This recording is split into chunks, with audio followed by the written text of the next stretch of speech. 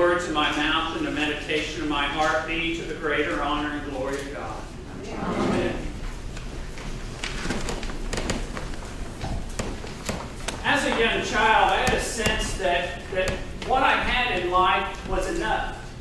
I didn't know that there was more to life than what I had. I was satisfied. I thought we were blessed and we had, bountiful stuff. If we needed it, we were able to get it.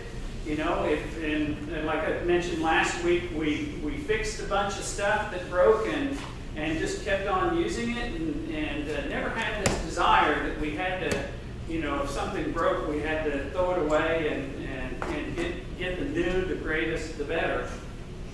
But then around when I was about 8 years old, there was a factory that sprung up in Shelbyville, and a whole bunch of new people came into the community, moved into my hometown.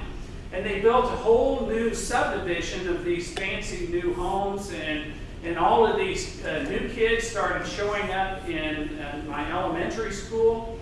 And they had the best clothes, they had better bicycles than I had, even though I had a Swin Stingray. That was awesome. But, I had hand-me-down baseball stuff, hand-me-down clothes, hand-me-down this, being the youngest child of 5.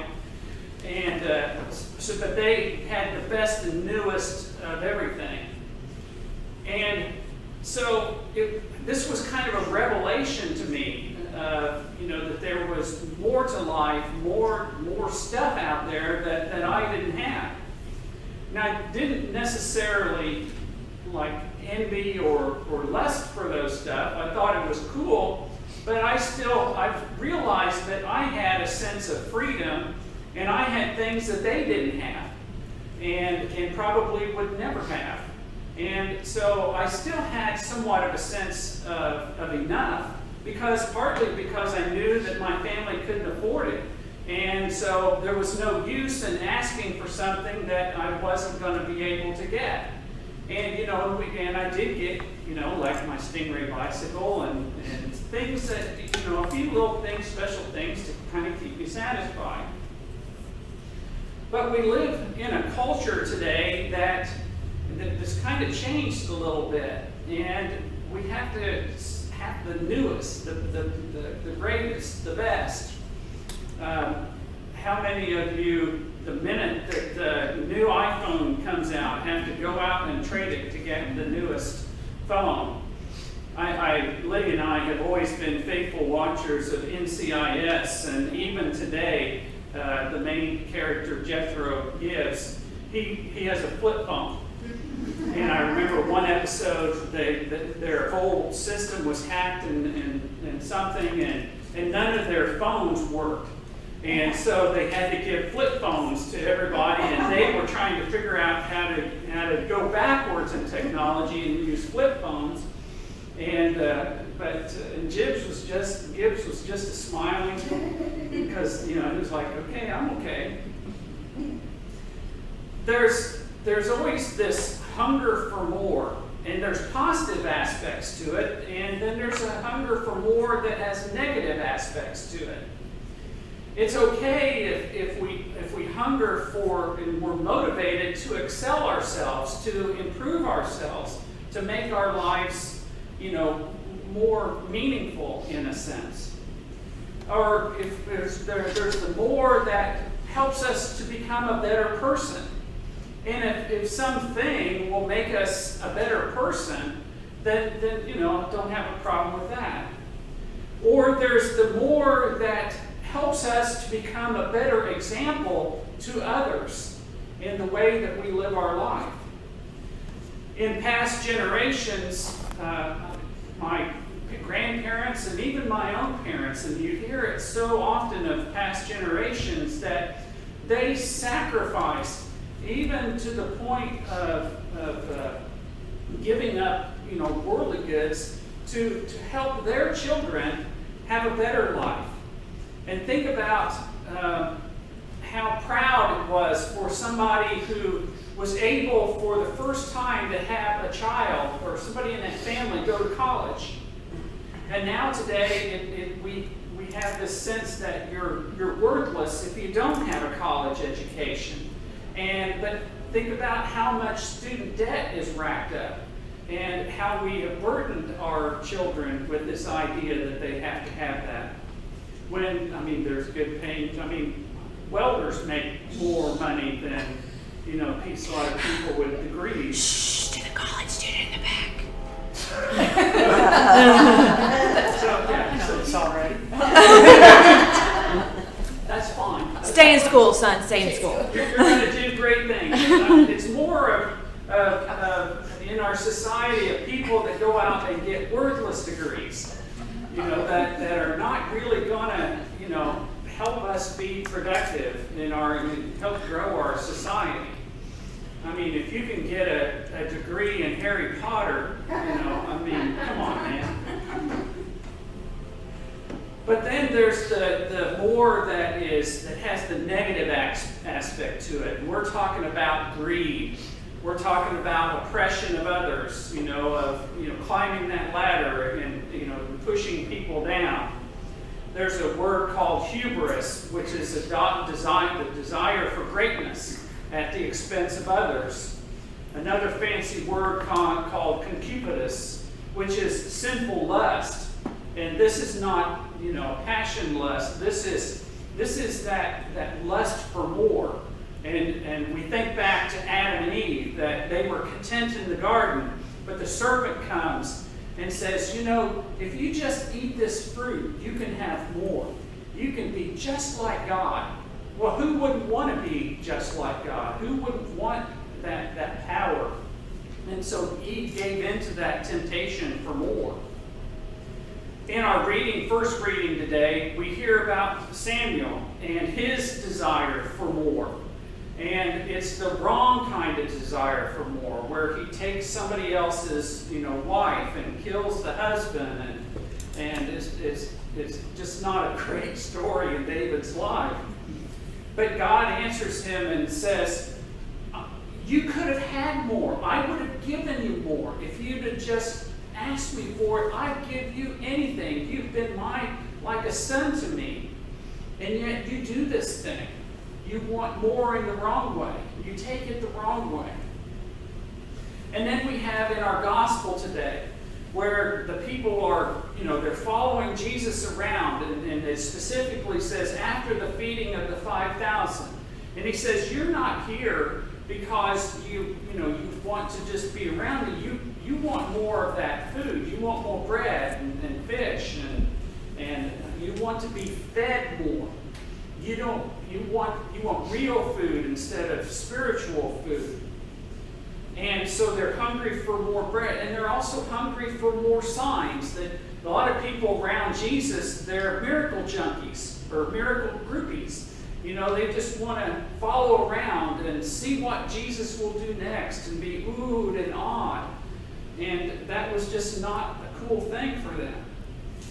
But Jesus has this warning about wanting more, that there is in the world an element, that evil element, that Adam and Eve element, that puts in our brain that we've got to have more, and more, and more, and more, and more. But that can lead to, addictions of wanting more. And we know of people, and we live in an age of Amazon, where 2 clicks of a computer button and more shows up on our doorstep, and more and more and more and more. And we see those commercials of people that are like bipolar and have diseases, and they just they spend all night just clicking buttons, and they're just not into it. And then all of a sudden, when all this stuff they can hardly fit it on their doorstep. And then they kind of wake up and go, oh my gosh, what have I done? So that's kind of, it's a disease, but it's a disease that comes about, from the evil that lives in our life.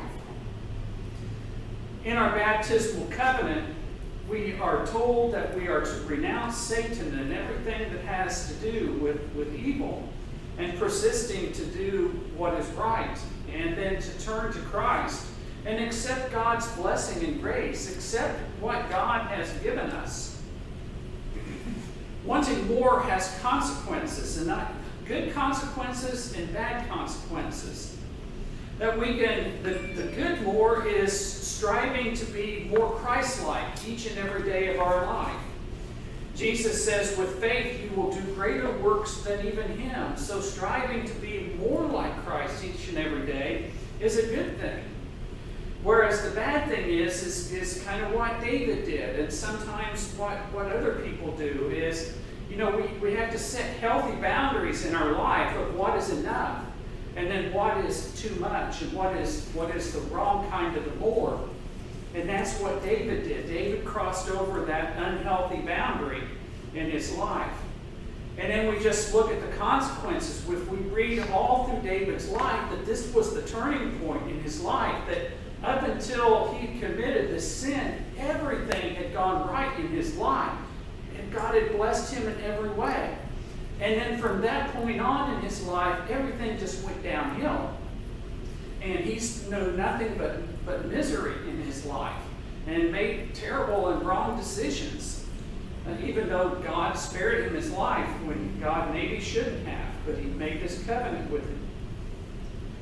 Seeking more can be a good thing if we set healthy boundaries, if we seek God first and his kingdom. And in the Bible, Jesus says, don't lay up treasures on earth, but lay up treasures in heaven, where that moth and rust, won't eat up and steal. And even in Paul's letter today, he talks about that each of us that are given grace through Jesus Christ, and that grace is enough for us. And we should be thankful for the gifts that God gives us. And that helps us to sustain us through life. Now, I'm not saying that, we shouldn't, just be all frugal in every part of our life, because there are times when things break. Like Lydia and I, our microwave just blew up. And we had we had two things. We had a refrigerator that went out, and our microwave went out at the same time. And so I had somebody, knowing that it was going to cost probably $1,000 to have, to get a new refrigerator, we called a Sears technician, and they came in and for $300 was able to fix it. But the microwave, I said, so what about the microwave? And they said, look, buddy, you can get a new microwave for what it's going to cost to fix this thing. So, there was a good choice, in both ways. But we got to remember that old saying is you can't take it with you. Even though there's bumper stickers out there that says the person that has the most stuff wins. And that's just not the way it works in God's heavenly kingdom. Having more than your neighbor and trying to keep up with the Joneses is just not a great way to live.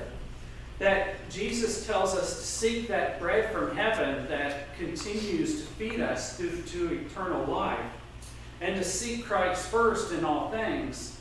And so, while it's okay to have things, another example is, if I said that, stood up here and said, you really shouldn't have the newest and better or whatever, that I would be a hypocrite myself, because I've been toying with the idea of buying a kayak to replace my 10-foot John boat that is patched up, that had bullet holes and is patched up with bolts and probably has more epoxy glue than steel to it, but it's still serviceable. So, I'm really struggling with that. Is this something that I really need or something that I want?